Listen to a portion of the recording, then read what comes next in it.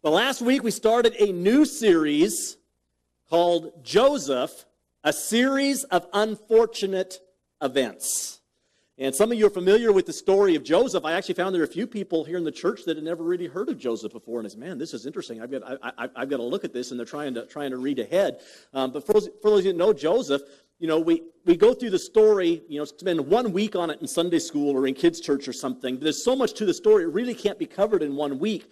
But if you look at his life, it was a series of one bad event after another. His life started out bad, and it seemed to continually get worse. And last week we covered the first part of his life.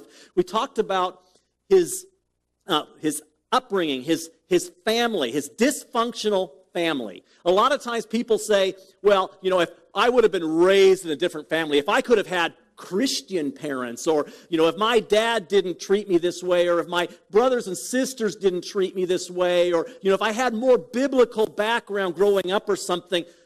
If you look at Joseph's life, he was far from an ideal family.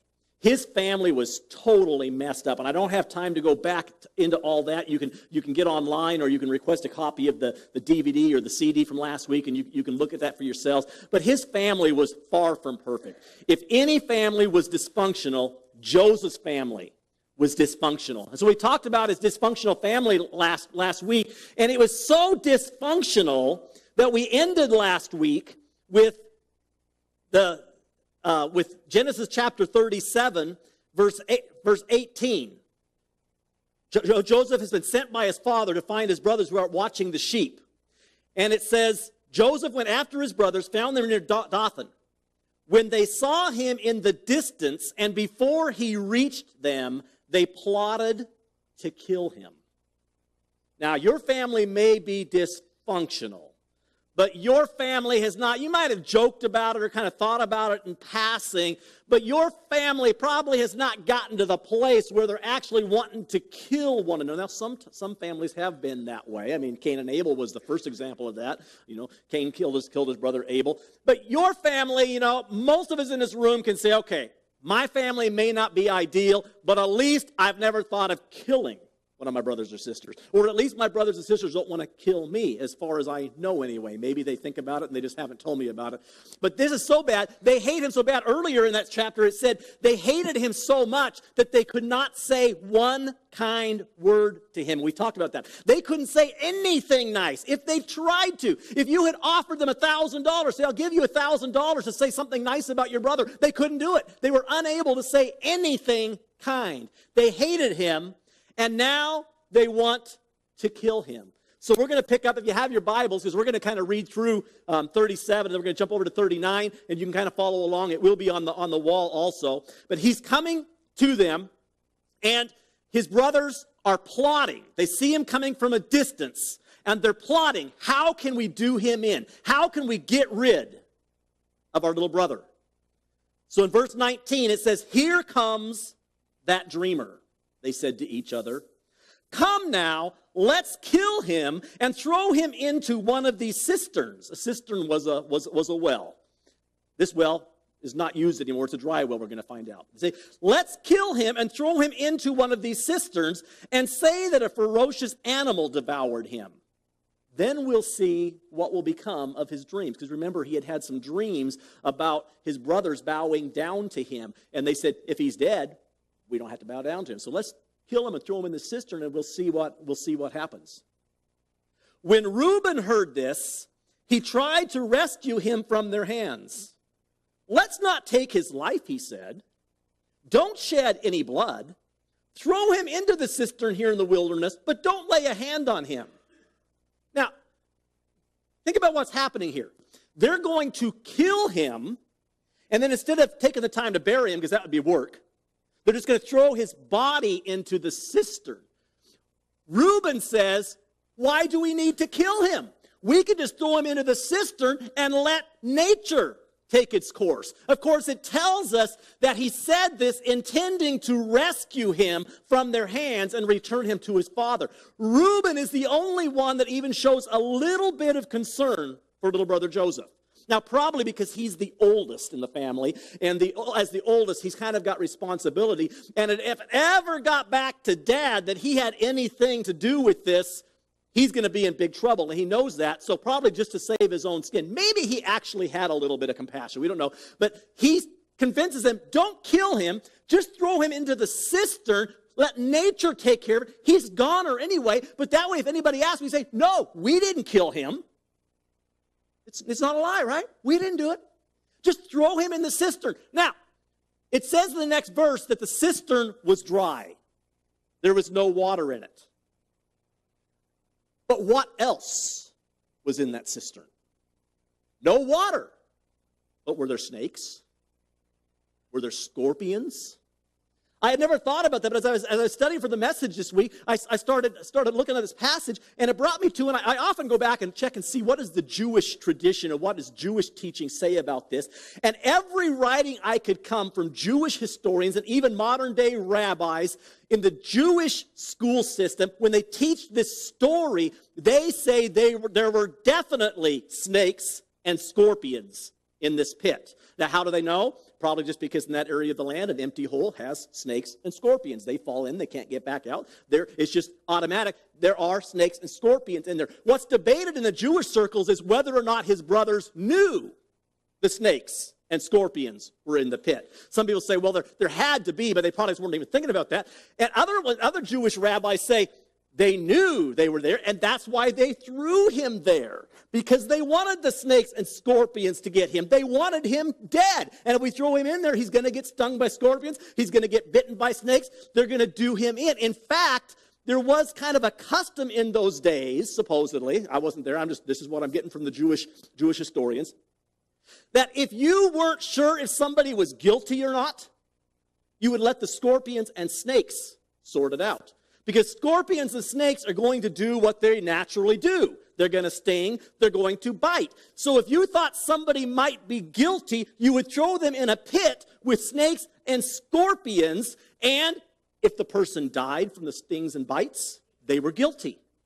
If they were innocent and God chose to protect them, then God would close the mouths and stop the tails of the scorpions, kind of like Daniel going in the lion's den. God would protect them. So they were throwing him in there. They thought he was guilty. They knew the snakes and scorpions were going to finish him off, but they could just tell Dad, well, he was on his way to see us. I must have stumbled and fell, and he fell into this pit, and it was too deep. We couldn't get him out, but we heard him screaming when the snakes and the scorpions were getting him.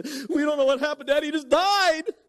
He must have been guilty or something, because if he was innocent, God would have protected him. But he must have been guilty of something. We don't know what, but the snakes and the scorpions got him. So that's what the Jewish tradition says, is they threw him in there knowing the snakes and scorpions were there. We're not going to kill him and then throw him in the hole. We're just going to throw him in the hole and let nature take its course. But even if there weren't snakes and scorpions in the hole, he's going to die of natural causes.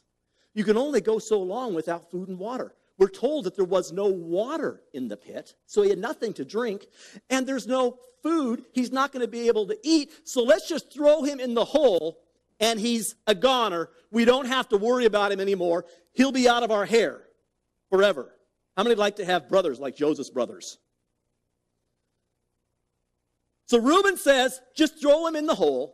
Reuben's plan, and Reuben either isn't thinking about the snakes and scorpions, or maybe he knows Joseph is innocent and doesn't deserve this, and so God's going to protect him, and he'll be able to help him back out of the hole. Reuben's plan is help him back out, take him back to daddy.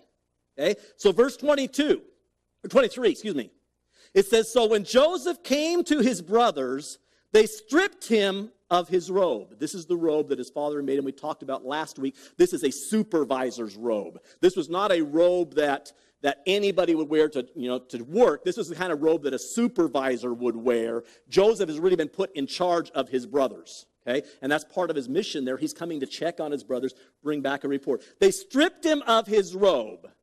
Why would they strip him of the robe? Maybe they wanted to take turns wearing the robe and pretending to be the supervisor for a while. Or maybe they thought they could sell the robe. We're not told why, but they stripped him of the robe. I mean, why let a good robe go to waste if he's going to die anyway, right?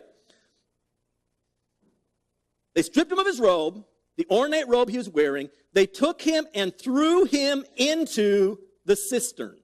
And this is where it tells us the cistern was empty. There was no water in it. Now look at what they do immediately after they throw him in the cistern. Apparently it was hard work because now they're famished. They just threw their brother in the pit, and it says, as they sat down to eat their meal. Okay, Joseph's gone. Let's eat. Joseph had probably just brought them lunch. Remember the story of David, where David's father sent him to check on his brothers and sent him with food?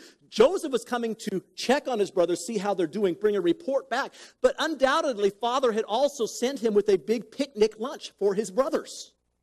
So they throw Joseph in the pit, and then they sit down at the top of the pit to eat, knowing that Joseph's down there in the pit starving himself, and they're up there talking about how great the food is and probably fighting over who gets Joseph's sandwich. Joseph's not going to need it. Who wants it? I'll sell it to you. Highest bidder. Who wants Joseph's food? It's another way of tormenting their brother down in the pit. We're going to eat while Joseph's there. No concern. They're eating while their brother's in the pit. So they're eating their meal, and it says they looked up and saw a caravan of Ishmaelites coming from Gilead. Their camels were loaded with spices, balm, and myrrh, and they were on their way to take them down to Egypt. What these men did was they traveled back and forth between Egypt and Gilead, and they would pick up things on the way. They'd buy, they'd sell, they'd barter, they'd trade. They'd get stuff and load their camels, and they'd take the stuff to Egypt, and they'd sell it in Egypt. Then they'd pick up other stuff in Egypt, and they'd travel back, trading up and selling and stuff. This is how they made their money, was by transporting things back and forth and selling and trading stuff along the way. So they're eating their meal. They see this caravan. Judah said to his brothers, "What will we gain if we kill our brother and cover up his blood? Come, let's sell him to the Ishmaelites and not lay our hands on him. After all, he is our own brother, our own flesh and blood." Now, notice here it does not say that Judah has any concern for his well-being. Reuben, at least, was trying to protect him, to take him back to father. Judah simply says, why should we just let him die? We can profit off this deal. We can make money off of this. Let's sell him. So they sell him to the Ishmaelite traders. Who were the Ishmaelites? The Ishmaelites were their relatives, their cousins. Now, we all know that now the Arab nations are all descendants of Ishmael, and the Arabs and the Jews are fighting. But this is like thousands of years later. That much time has not passed from Isaac and Ishmael when we find this story here. The Ishmaelites are coming. Let me try to put this in perspective for you, okay? Joseph's father is Jacob. Jacob's father is Isaac. Isaac has a half-brother named Ishmael. Okay, so this is Joseph's grandfather's brother's descendants. Does that make sense? Let me help you understand a little better. This would be like Benjamin and Isaiah selling their little brother Jared to Aubrey's brother's Ed's kids. Okay? Put a little more perspective. This is not that far away. You guys all know all these people. All these people are still alive. So they're selling Jared to Aubrey's brother's kids. Okay? Okay. Half brother, okay? They would never do that. Half brother. Okay? This is like Chase selling his little brother, Zeus, to Jim's nephew.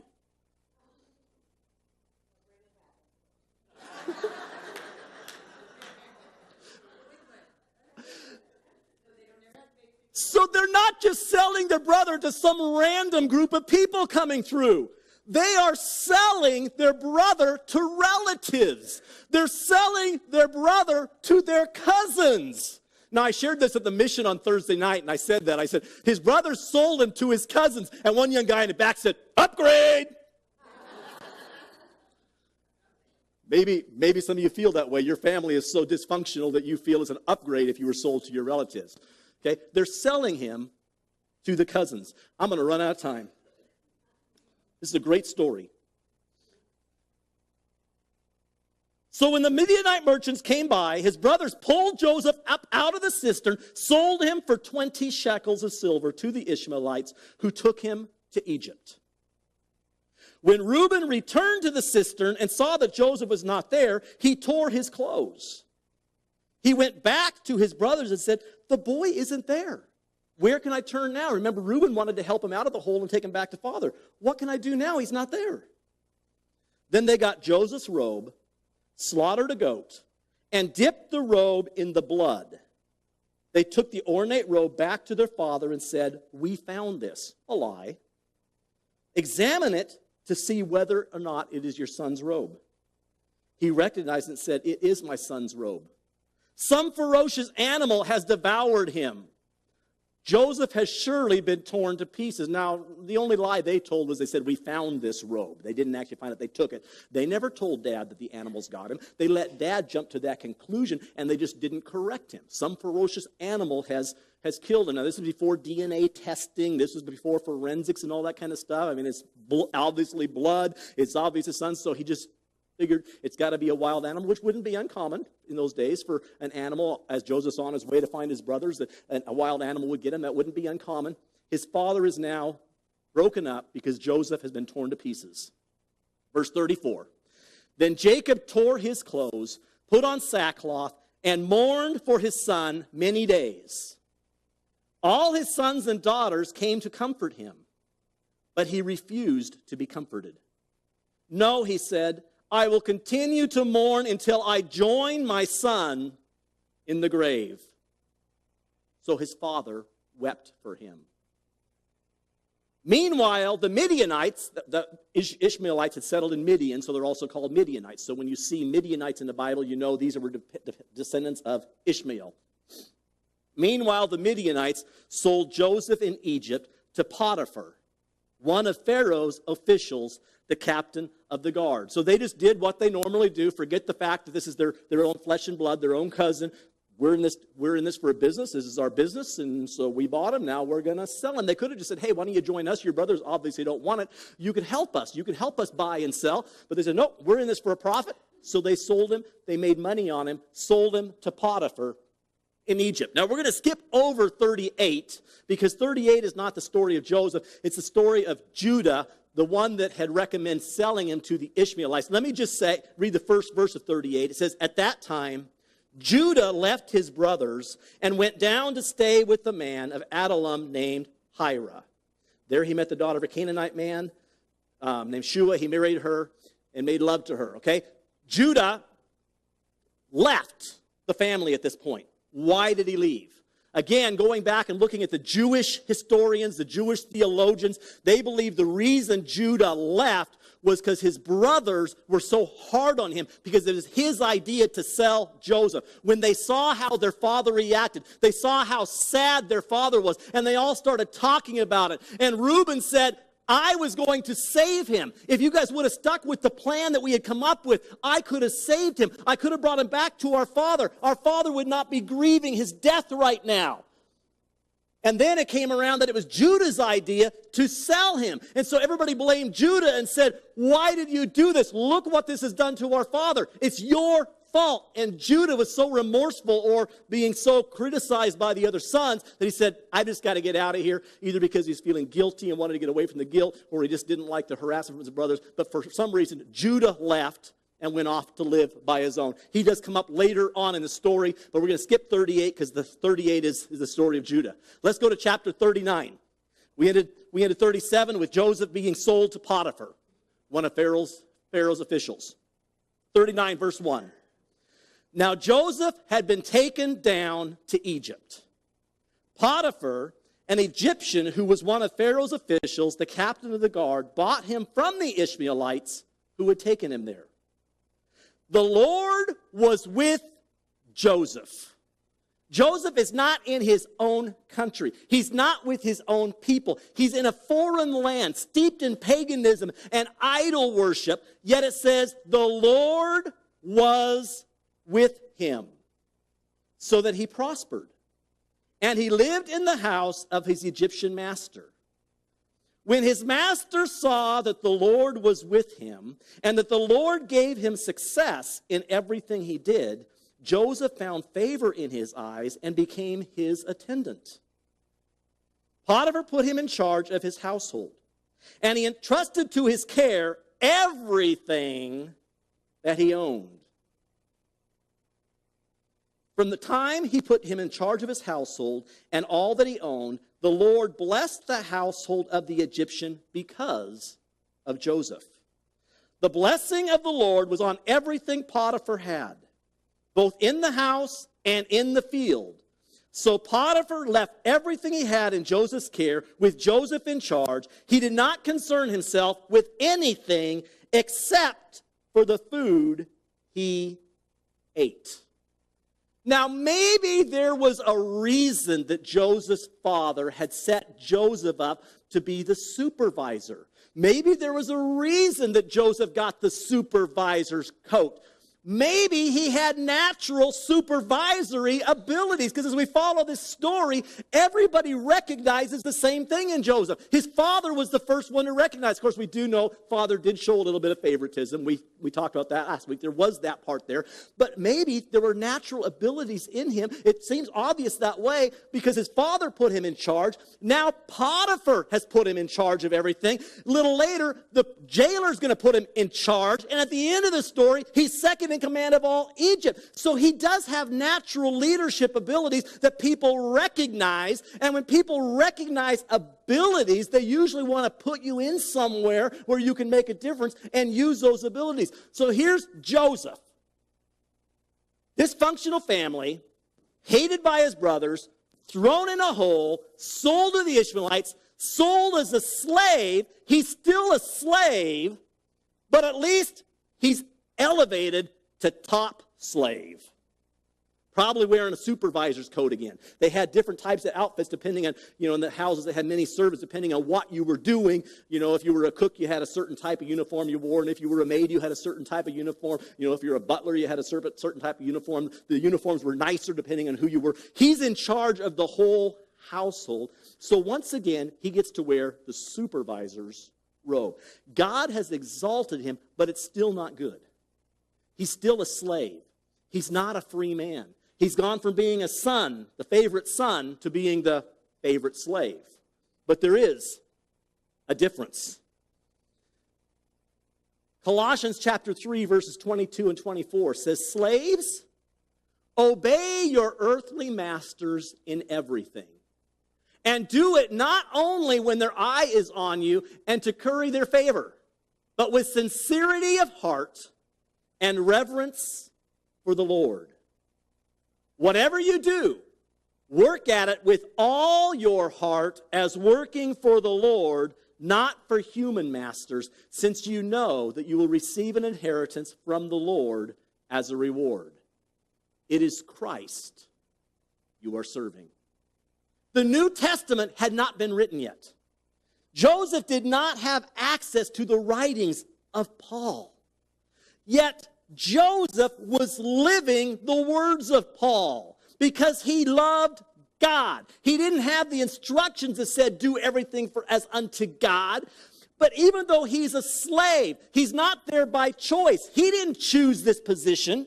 I don't know what he started out doing, whether he started scrubbing floors or washing windows or what he did. But he said, I am going to work as if I'm working for God. And even though he was a slave, he worked to the best of his ability, and he was rewarded for that. We can learn a lot about work ethic from watching the life of Joseph. I'm sure Joseph, if he had his choice, would have taken his freedom, would have gone out, started his own family, would have done something else. He didn't have a choice. Sometimes we have a job that seems to be a dead-end job. And we say, well, I'm only here to get the paycheck. I'm only going to do the minimum. I'm going to punch the clock 9 to 5. I'm not starting a minute early. I'm not staying a minute late. I'm going to make sure I get my full 60 minutes. In fact, a lot of people are even pushing that 60 minutes a little bit longer. Instead of 9 o'clock, I'm going to see if I can push it to 9:05 and leave at 4:45 or 4:55. Or let's see how little we can do, because I don't like this job. If I had my preference, I wouldn't be in this job. It just so happens it's the only job I could find, so I'm going to punch the clock. I'm going to do the bare minimum. Joseph definitely didn't choose his job. Joseph wasn't even getting a dime for his job. He wasn't receiving minimum wage. He was receiving absolutely nothing. He was a slave. But he said, you know what? God knows where I'm at. I'm not here by mistake. He didn't understand it yet. In fact, later on, we're going to see when we continue the story, Joseph told his brothers, you meant it for evil, but God meant it for good. See, Joseph knew the promise, and we talked about it last week, that Paul made in Romans 8:28. We know that all things, the bad things and the good things, we know that all things work together for good to those that love God and are called according to his purpose. The key there is those that love God. Okay? For those that don't love God, all things don't necessarily work out for the good.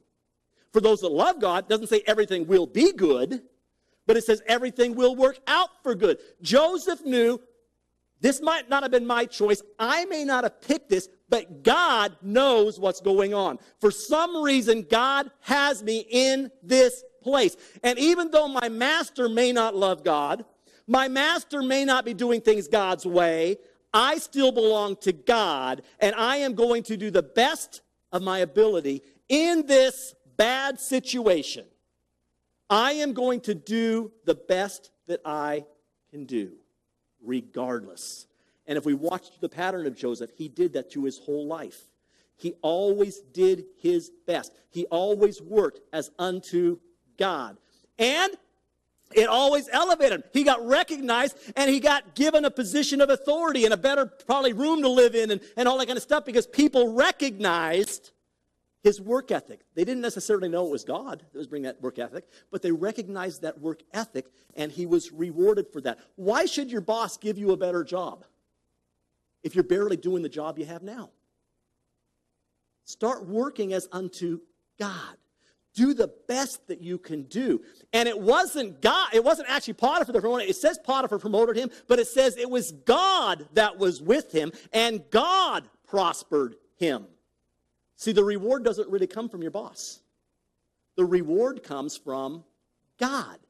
God rewards you for working as unto him. Let's continue. So he's now head servant in charge of Potiphar's whole household. It says, now Joseph was well built and handsome. After a while, his master's wife took notice of Joseph and said, come to bed with me. But he refused.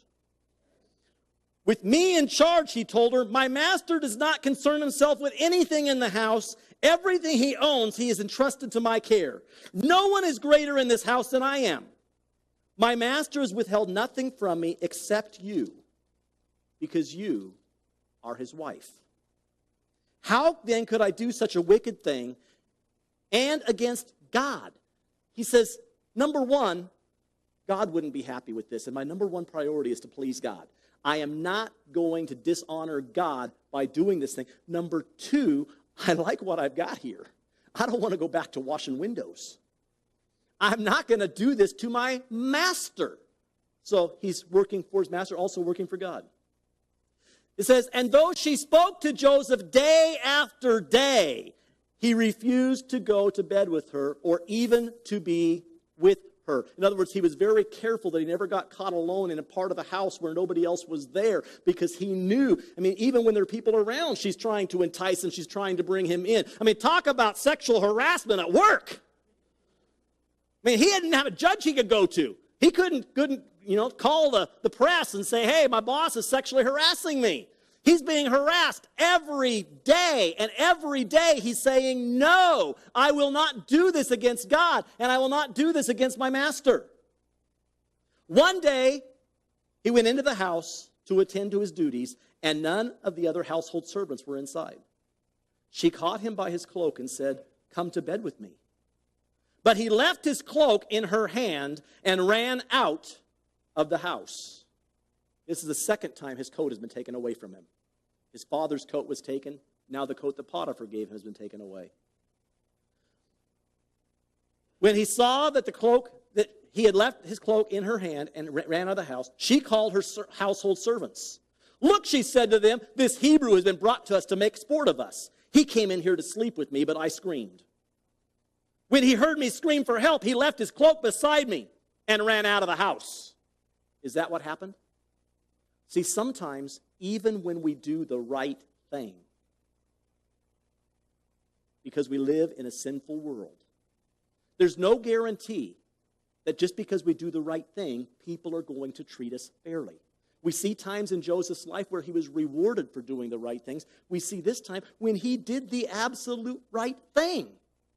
And yet somebody falsely accuses him. Jesus was falsely accused. Jesus did nothing to deserve to die.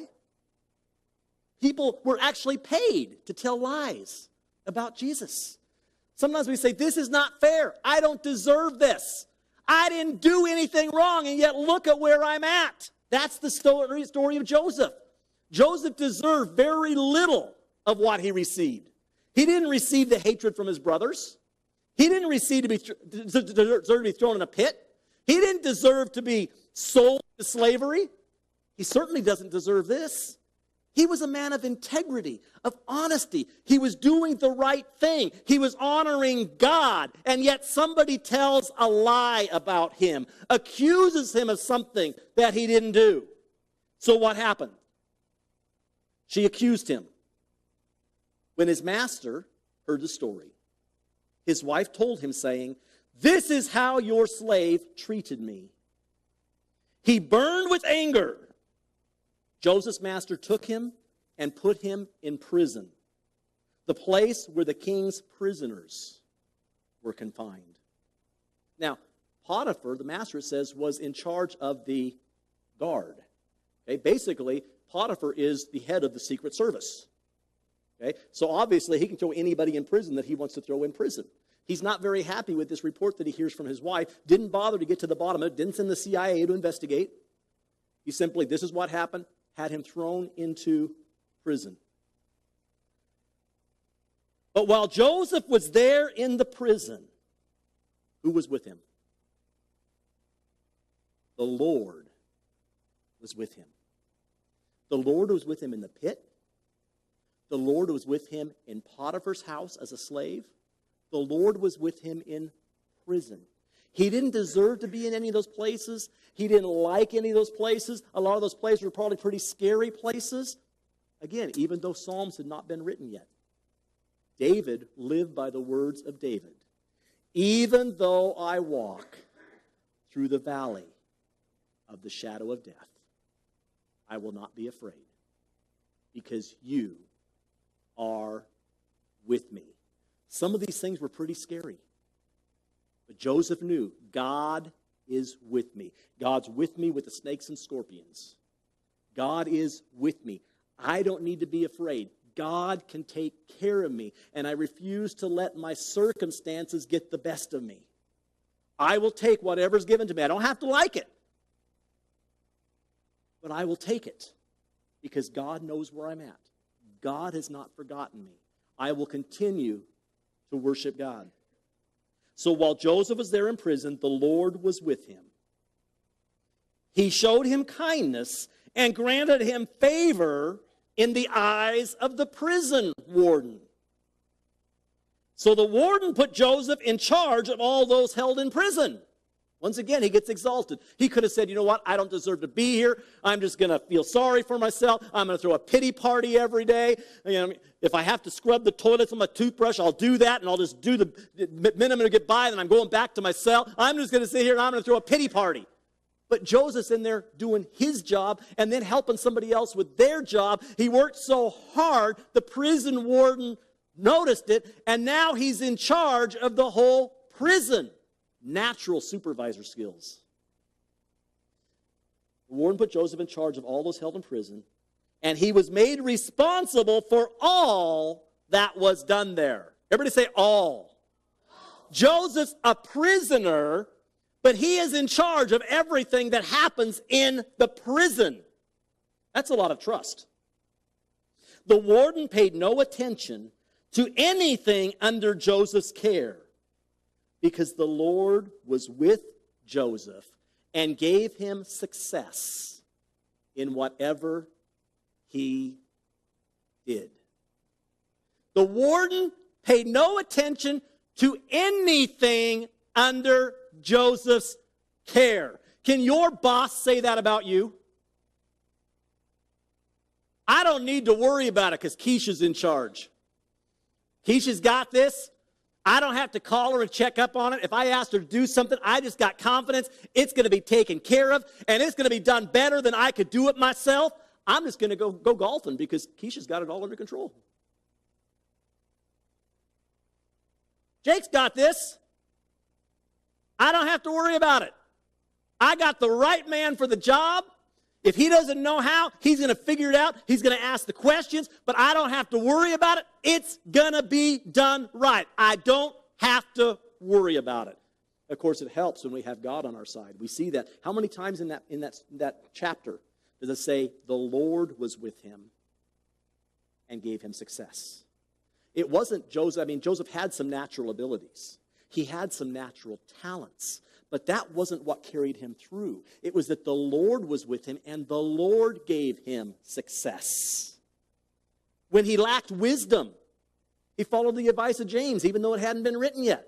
If anyone lacks wisdom, let him ask of God. And God gave him the answers. When we are honoring God, when we are relying on God, when we are working for God, we can't go wrong. That doesn't mean sometimes life won't go wrong. Joseph went to the prison, but even there, God gave him success because Joseph said, God is with me wherever I go. I'm going to keep my faith in God. I'm going to keep honoring him. And the clock says it's time to stop. We're going to have to continue the story next week. But are you seeing a pattern here? A series of unfortunate events. Joseph, and we talked about it last week, was one of the most godly men that ever lived. And I talked about it last week. A lot of people compare him to Jesus Christ. They say he's the Old Testament equivalent. We never see anything that Joseph did wrong. Now, he had to have sinned because he was human. He had to have sinned. But never once does it talk about anything. He had opportunities to sin. He had opportunities to do things, and nobody would have ever found out about it. But he said, no, I won't do it. He was one of the most righteous men that ever lived. And yet there were still bad things that happened to him. But all those things happened with God's allowing them to happen. They happened with God's approval because God was using those things to train him because God had a job for him to do. And that's why James says, count it all joy, my brothers, when you encounter trials of every kind. Because our trials develop perseverance. They build up strength. We come out of the trial stronger if we keep our faith in God. If we don't start throwing pity parties. If we don't start blaming everybody. Well, if they would have done this, then I wouldn't have done this. Well, if they would have done that, then I'd be better. It's all my family's fault. It's my brother's fault. It's my sister's fault. It's my church's fault. It's society's fault. It's because the Republicans are in the White House. It's because the Democrats are in the White House. It doesn't matter. You can't control everybody else's choices. You can't control how your boss treats you. You can't control how your work associates treat you. You can't control how your teacher. Now, sometimes we do things stupid that make people, treat us a certain way. But even if you're doing everything perfect, you will sometimes be mistreated. Don't give up. Keep your faith in God. Work as unto God. Even when they're treating you poorly, do things as unto God. God will be with you. God will prosper you. All of those unfortunate events are God's way of working in your life and making you better. Do you want to be better? Then deal with the trials. Let God bring you through them. And God will grant you success, as we're going to see from Joseph as we continue in our series. Heavenly Father, I pray that you would take this message this morning. And I don't know what people in this room are going through this morning. There may be somebody who thinks they're in a dead-end job. There may be somebody who's been slandered by somebody else at work, or maybe by even somebody in the family. They're not being treated why. They say, why am I in this situation? How did I get here? This is not where I want to be. And maybe they're thinking about giving up. I pray that they would take encouragement from this message and from this series. You know, if we are trusting you, there's a promise. All things, even the bad things, all things work together for good. Even the bad things turn out for good. They may be bad for a while, but they turn out for good. For those that love God. And that's the key. Don't let us give up on you. Nothing can separate us from the love of God. Nothing. Let us always honor you and do all things as unto you, even when other people don't recognize it, even when other people still treat us unfairly, even when other people still make false accusations against us. Help us to always love you and work as unto you, because you will be with us and you will give us success. Thank you, Jesus. Amen.